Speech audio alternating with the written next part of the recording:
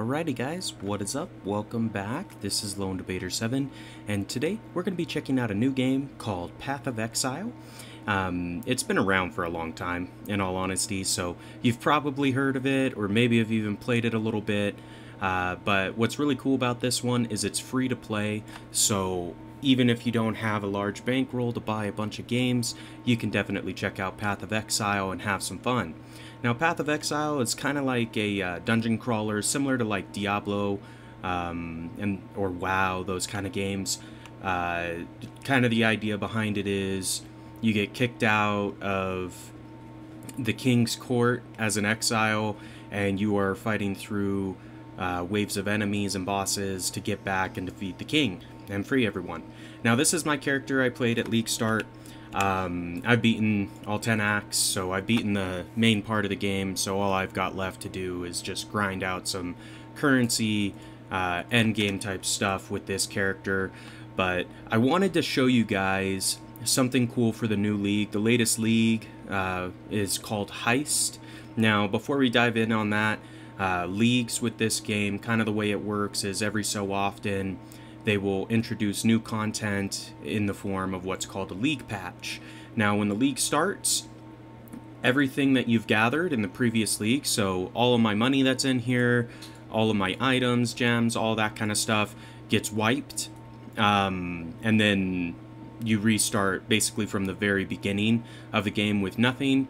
Once you play through the 10 acts and beat the game, obviously you can build more characters and buy stuff, whatever. Not a big deal. But, yeah, I played my first league start with this character, Necromancers. It's not bad. Definitely a viable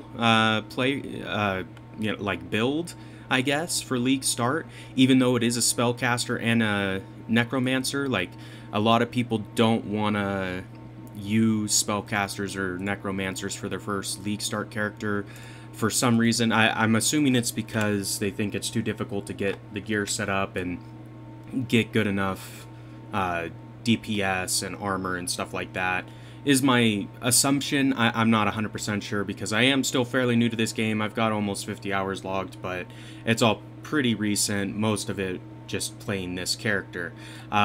With that being said, kind of the idea for this series is I want to show you how this Necromancer build can definitely be a league start character that's viable. You can definitely get through all 10 acts and access endgame content without too much difficulty. The only thing I will say, prefacing that, is this character is very squishy, and the reason for that is because my gear is not that good. So these resistances is how the enemies attack you, right? So my resistances are trash. You want to be at about 75% on all your resistances. Mine is negative on a couple and only like 5 to 10% on the other two. So super squishy. If I get hit by any of the bosses, I basically insta-die. So this character, in order to play it well, you gotta know how to get out of the way of enemies. But what I wanted to show you in this episode is something kind of cool. So with the league start, and when they change the leagues, they typically introduce new skills, which are held in these gem guys right here, right?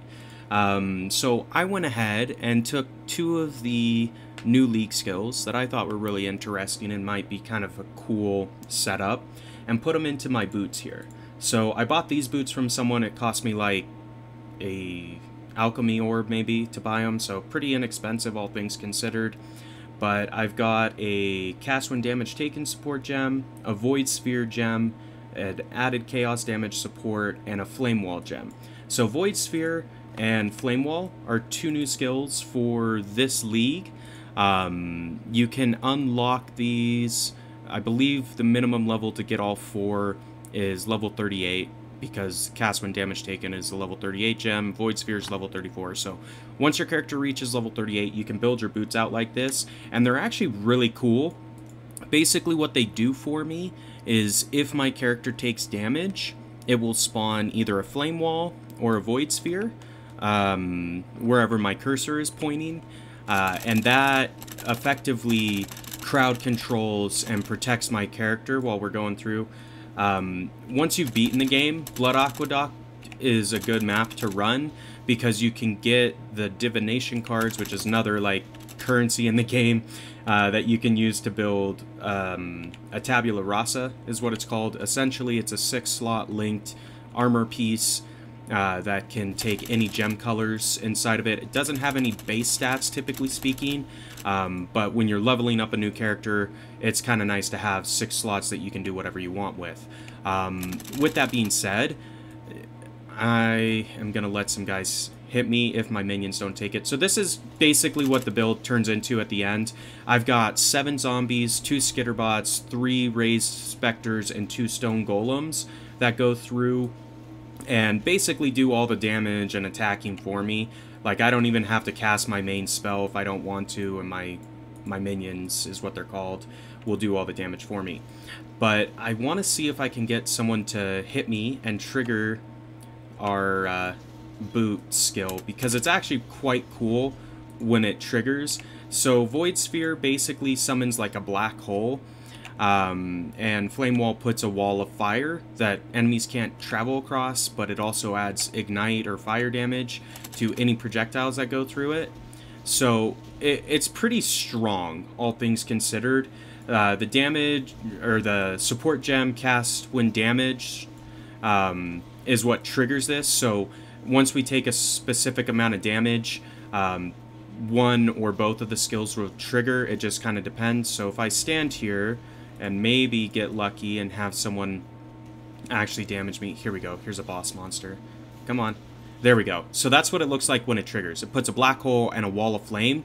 So if I stand behind that wall of flame, enemies can't get through to me. And the Void Sphere, what that does is it sucks all enemies into the center, damages them, and they can't move until the sphere disappears. So it's actually a fairly strong combination, if I do say so myself, because if you take damage, right, normally you want to get out of the way, especially like the cast on damage support gem. Normally you have to take like 1,000 damage or something like that. It's a relatively large number. So if you take that much damage, you're going to want to pop a life potion to restore your health. So if you can hold all the enemies in one spot while you take your potion or whatever, it's really helpful, because they can't come over and attack you anymore, because most of the enemies do physical damage, meaning they have to run up to you and attack you, that kind of stuff.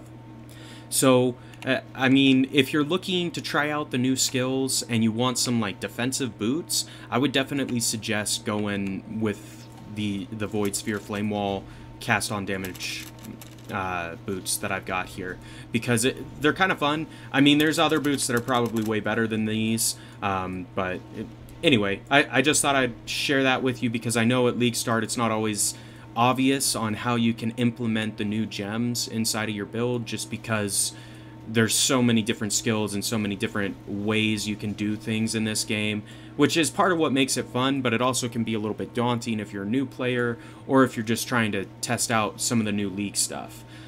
So these boots, they implement 2 of the skills that are new for Heist League, and I mean, they're viable. Like, the boots I have outside of this basically contain my channeling skills and curses.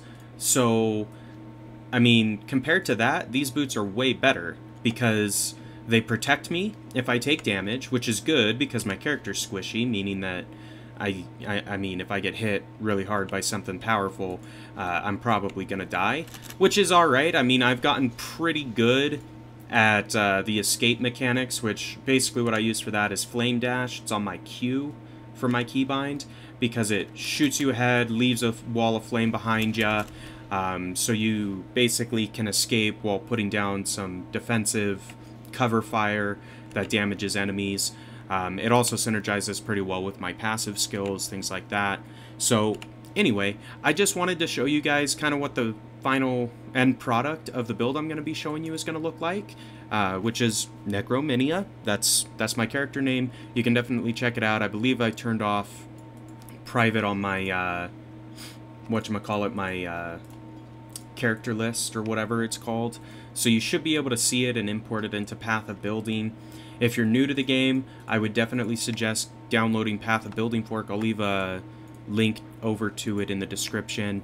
That way you can follow along. Basically what Path of Building does is it gives you what passive perks you're supposed to take, because it does get overwhelming, especially when you get towards the end game, as well as what gear, gems, and all that kind of garbage you need. So anyway, guys, that was my coverage, kind of just introducing you to the game. In the next episode, what we're going to do is we're going to start from Act 1 and show you how this summoner spellcaster necromancer build can be viable as a League start character, and how good it is. I mean, I played the first 4 or 5 acts maybe with a team of 2 other guys, or 3 other guys to start, 1 guy left, so we had 2 by the end of Act 5. And honestly, like, my character was doing the most damage out of everyone else's. Basically, I would let everyone else go into the boss fight to start the instance, so they could pull them away from the entrance primarily, so I wouldn't get one shot right out the gate. And then I would let my minions go in, they'd do a bunch of damage. My main cast is Summon Raging Spirit. This does a lot of damage as well, and they all do different elemental and damage stuff like that, which we'll cover when we get to that point in the fresh build, just because this video could be hours long and we still wouldn't cover everything. So no worries. I did go ahead and buy all the skill gems that I'm gonna need for the new character, and I do have a couple that are that I've found at the end game. So like this Val Summon Skeletons gem, you won't be able to buy this. Like, I found this by doing a corrupted zone and got lucky. I want to try swapping out Summon Skeletons for my Raise Zombie that I've got here, just because I think that it might be fun just to kind of test it out. I don't know if zombies or skeletons are better, if one is better than the other or not.